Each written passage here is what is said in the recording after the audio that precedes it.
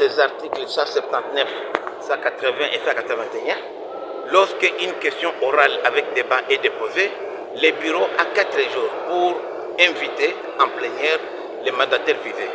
Comme dans les délais de 4 jours, un réquisitoire du PG près la Cour de cassation est arrivé chez nous, les réquisitoires a préséance sur la question orale. C'est comme ça que d'ailleurs maintenant on n'examine plus. Mais ce que nous allons faire comme recommandation, même en plénière, puisque après les rapports de la commission qu'on vient de mettre en place hier, la plénière d'ici le week-end va se réunir pour examiner de cette question de Sévine sur la levée des immunités de M. Moustamba Costa. Nous allons demander, quelle que soit la procédure, il faudrait qu'une commission d'enquête soit diligentée pour savoir comment les fonds ont été utilisés. Puisque aujourd'hui, nous parlons de plus de 61 millions de dollars maintenant. Et je rappelle ici en disant que les 19 900 000 que M. Moutamba avait viré sur les comptes d'Equity et de Robank, ce n'était pas l'argent pour la position de prison, c'était l'argent qu'il donnait à sa copine Ange, qui était même en conflit d'intérêts, elle-même gérante de Vion Constitution, elle-même aussi gérante de l'agence de couronne de Robank. Donc l'argent n'avait rien. Et quand vous regardez les contrats signés par Mutombo et par Constant Moutamba et l'entreprise Vion Constitution, les contrats qui a été même examiné au niveau de la direction générale des contrôles de passation des marchés, ces contrats-là a un compte de Equity Bank. Là aussi, c'est notre placard. Si vous voyez, il y a beaucoup de millions de dollars sont passés par là. Et là, j'ai dit que ce n'est pas Moutamba seul. Comme si Alinguette était encore aujourd'hui IGF, cette affaire n'allait pas sortir en public. Parce que nous avons constaté qu'il y avait certaines opérations illégales, illicites, qui étaient couvertes par l'IGF sortant.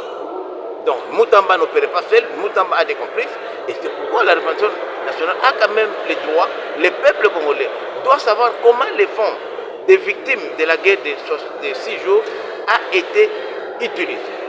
Et là, nous avons beaucoup de choses à dire. Puisque cette enquête ici, il ne faudrait pas que la levée de ces immunités puisse empêcher l'enquête que nous avons menée. Ça, c'est une autre démarche, mais nous allons solliciter de notre bureau d'obtenir une commission d'enquête qui sera mise en place pour vérifier la gestion des fonds mis à la disposition du ministère de la Justice pour indemniser les victimes de la guerre de 6 jours. Oui, ce n'est pas parce que nous sommes des législateurs, nous avons les contrôles parlementaires. Les poursuites judiciaires n'excluent pas les contrôles parlementaires. Ce sont des démarches au contraire qui se rapportent. C'est pourquoi aujourd'hui, si le PG a aujourd'hui demandé la levée des immunités, puisque le pouvoir du ministère public, c'est de saisir les infractions. Surtout que c'est une question qui affecte la mer, mais cela n'empêche pas aux députés de faire leur travail qui est le contrôle parlementaire. Puisque la population de Kisangani voudrait savoir où sont partis cet argent-là. Vous savez que c'était 325 millions de dollars. Mais quand on voit à Kisangani, il n'y a rien. Par contre, vous vous rendez compte, même la ministre sortante, Rose Mutombo, elle s'est permis d'avoir des millions de dollars, 5%, à chaque versement, elle prenait 5% pour le fonctionnement de son cabinet. Alors que le cabinet est payé, le cabinet reçoit des fonctionnements du ministère, il y a des magouilles qui sont partis de ça. Il y a toute une chaîne là de mafias depuis la Bulgarie en passant par Londres jusqu'ici. Donc au moment opportun, il y a même des implications sécuritaires. Savez-vous que les avocats conseillent des Zion Construction, de la burundaise, de la toute burundaise et Jean-Ange, c'est M. Roubero, cabinet Roubero, Magna et Moïse Nyarugabo. Il y a beaucoup de choses à dire.